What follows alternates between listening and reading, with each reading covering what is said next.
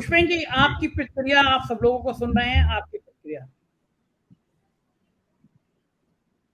आज का जो ये घोसी का चुनाव है, ये राष्ट्रीय राजनीति में एक बड़ी हेडलाइन इसलिए बना रहा है क्योंकि अभी तक जितने भी चुनावी विश्लेषक हों, चुनावी विश्लेषण हो, चुनावी सर्वे हो, उसमें एक ही बात कहते हैं, विपक्षी भी कहते हैं कि साहब यूपी इनके लिए लगभग सेफ चल रही है क्योंकि बाबा ने यह ठीक ठाक काम किया है या शांति बहाल कर रखी है या उनके नाम पर कोई एंटी इनकम्बेंसी ऐसी नहीं है कि इनके खिलाफ जाकर के वोट बने। तो जो भी विश्लेषण होता है उसमें यह माना जाता है कि बुरी से बुरी हालत में भी 80 में से 60 से ज्यादा सीटें जीतने की स्थिति में भाजपा इस बार भी रहेगी।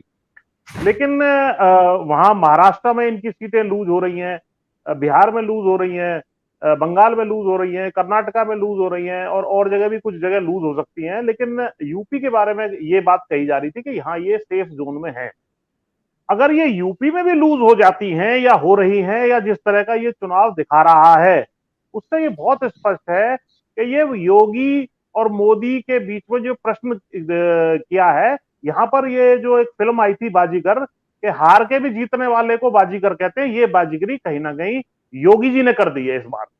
क्योंकि योगी जी का कोई स्टेक बहुत बड़ा घोसी के उपचुनाव में नहीं है। घोसी चुनाव अगर हार भी जाए तब भी 2027 तक इनके पास समय है, इनके पास जो है मुख्यमंत्री का पद है और आराम से ये चलते रह सकते हैं।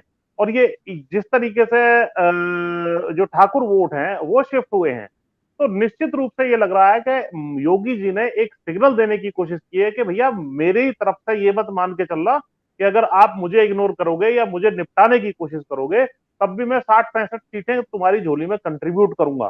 क्योंकि घोसी के माध्यम से या जो भी चुनाव उपचुनाव अभी हो रहे हैं, अब हो रहे हैं या आगे होंगे 2024 के चुनाव से पहले पहले, उन सब में सबसे ज्यादा बड़ा स्टेक केंद्रीय राजनीति का, मोदी की राजनीति का है। वो सारा का सारा रिफ्लेक्शन मोदी के ऊपर जा रहा है कि कहीं जो है इस तरीके से समीकरण बिगड़े तो, या राजस्थान में बिगड़ गए, आगे जाकर के मध्य प्रदेश, छत्तीसगढ़ और तेलंगाना में बिगड़ गए, तो ये मोदी की स्थिति कमजोर होगी।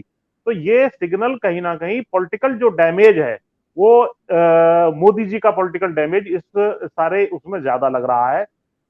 दूसरी चीज जो मैं पहले भी आपके कार्यक्रम में कहा था कि एक चुनाव से विपक्षी गठबंधन जो है, ये तो बात ठीक है कि इंडिया गठबंधन होने के बाद ये अच्छे परिणाम आए हैं उपचुनाव में। और अभी मुझे समाजवादी पार्टी के बड़े नेता ने भी कुछ भेजा तो कि भाई ये हम जिला पंचायत में भी काफी ठीक ठाक हम जीते हैं उत्तर प्रदेश में। ये ठीक है कि भाई इंडिया गठबंधन की एक तरीके से जिसको कहते हैं कि बोनी हो गई या खाता सा खुल गया शुरू शुरू में, तो ये अच्छी बात है। लेकिन ये लोग यूपी के समीकरण को संभाल करके चलें, ये भी बहुत जरूरी है। अब जैसे दलित बताया था आपने, दलित के लिए रावण की बात, बिल्कुल ठीक है। किसी दिन और ये विषय पे चर्चा करेंगे कि हम लोग भविष्य का गठबंधन कैसे सकता है। नाविश शिको जी, आपने सबकी बात सुनी, अनिल लाल जी के अखिल स्वामी जी तक, अरविंद जी तक, पुष्पेन जी तक, आपका क्या मत है आज की जीत को लेकर? और अगर क्षत्रिय और दलित भी कन्वर्ट हो रहे हैं, सपा में जा रहे हैं, तो क्या खतरनाक संकेत नहीं हो रहे हैं? जी, आप एक साथी पैनलिस्ट ने बात जो कही थी कि यहाँ पर क्षत्रिय और पिछड़े व दलित का सवाल नहीं है, मैं उनकी बात से सहमत हूँ। यहाँ पर जाति के समीकरण ही टूट गए। वो जाति के समीकरण, जिस जाति के समीकरण के ऊपर भारतीय जनता पार्टी इस ऊंचाइयों पे आई थी। आपका एक कैप्शन चल रहा है स्क्रीन पे, घोसी की हार का ठीकरा किसके सिर फूटेगा। ये तय हो चुका है किसके सिर। अभी जल्दी ही कुछ प्रवक्ताओं से भाजपा के हमारी बातचीत हुई और ऐसे इस तरह की डिबेट में बैठे तो वो एक कॉमन बात कह रहे हैं और एक गाइडलाइन उनके पास दे दी गई है कि ये बता दीजिए कि हमारे जो प्रत्याशी थे वो ठीक नहीं थे, उनको जनता पसंद नहीं करती थी। वहां कुछ लोकल नाराजगी थी दल बदलू के तौर पर भी, और दूसरी वजह ये, एक तो ये कि उनके दारा सिंह ठीक नहीं थे, यानी उनसे जनता का कम्युनिकेशन मिट चुका था, एक बिगाड़ हो चुका था आपस में। उनका रिश्ता बना हुआ नहीं था जनता का और जनता उनसे नाराज थी। पार्टी से कोई मतलब नहीं, मोदी जी से कोई मतलब नहीं, योगी जी से कोई मतलब नहीं थी, प्रत्याशी से जनता नाराज थी। दूसरी बात जो गाइडलाइन में आई है वो ये आई है कि ओम प्रकाश राजभर बहुत ज्यादा बोल रहे थे, उनकी भी नाराजगी थी, उनकी कड़वाहट, उनकी तमाम ओवर कॉन्फिडेंस। तो ये ठीकरा इनके सिर फोड़ा जा रहा है और बताया जा रहा है कि इसमें हमारे नेतृत्व से कोई मतलब नहीं, हमारे प्रदेश नेतृत्व और राष्ट्रीय नेतृत्व से कोई मतलब नहीं, जबकि ये बात गलत है। इसलिए गलत है क्योंकि इसका वास्ता देखिए, दो ही सिपा सालार जो थे, कौन थे? एक तो प्रत्याशी दारा सिंह जी और दूसरे जो रथ चला रहे थे वो राजभर जी, जिनके ऊपर बड़ा दारोमदार था।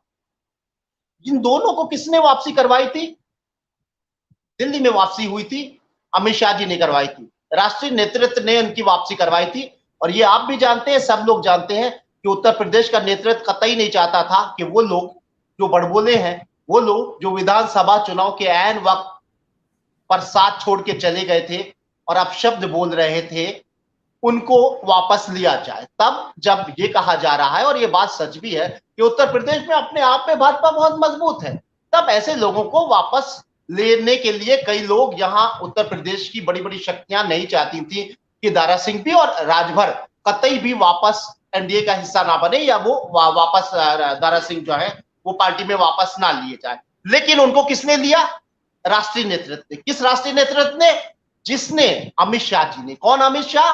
जो 2014 से पहले उत्तर प्रदेश में आए थे और उत्तर प्रदेश में उजड़ी पुजड़ी बिल्कुल भाजपा थी, जिसका कोई मजबूत वजूद नहीं था।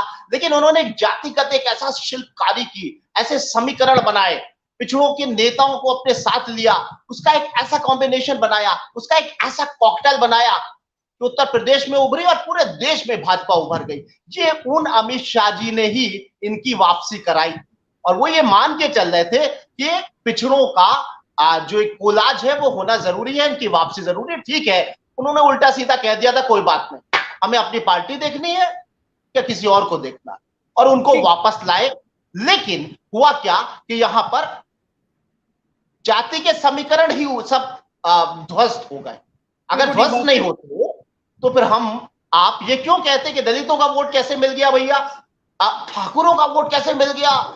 स्वामी जी तो बहुत, जो अमित शाह ने बनाए थे वो सारे समीकरण ध्वस्त हो गए। नावी जी, वो जो है क्षितिज कांत, मेरे रिपोर्टर इस समय वहां से हैं, घोसी से, और लगातार 3 दिन से हैं, उनसे पूछते हैं, क्षितिज आप लगातार 2-3 दिन से घोसी विधानसभा की तमाम जगह से तमाम जातीय नेताओं से मिले हैं, बस्तियों में गए हैं, मोहल्लों में गए हैं, गांव में गए हैं, क्या आधार रहा ये? अगर 2 जातियों में मैं खास तौर से बात करूंगा, बिना जातियों के चुनाव नहीं होते, क्षत्रिय और दलित, इन दोनों का रुझान समाजवादी पार्टी में अगर दिख रहा है तो उसका बड़ा कारण आपको क्या लग रहा है?